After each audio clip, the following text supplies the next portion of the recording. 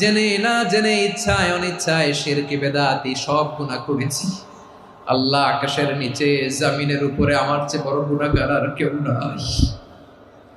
চোখের পানি ছেড়ে আল্লাহরে বলেন, আল্লাহ, আমি ছাড়া তোমার গোলামের অভাব নাই, তুমি ছাড়া আমার দ্বিতীয় কোনো রব নাই, তুমি ছাড়া তো কেউ আমার গুনাহ ক্ষমা করার নাই, তুমি আমার রব, তুমি আমার সব। বলতে পারবেন?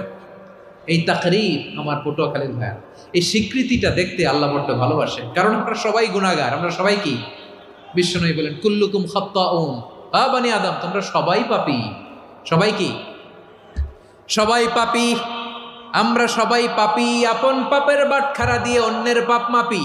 আমরা যে পাপী এটা ভাবতে মনে চায় না কারো, খালি অন্যের পাপ দেখি আমরা, এটা ভুল। ওর এই পাপ, ও পাপী, ও জালেম, ও জাহান্নামী, এরকম একটা টেন্ডেন্সি। আমার যে কি হালাত এটার খেয়াল নাই। খেয়াল করতে হবে যে আমি সবচেয়ে বড় পাপী, ঠিক কিনা বলেন?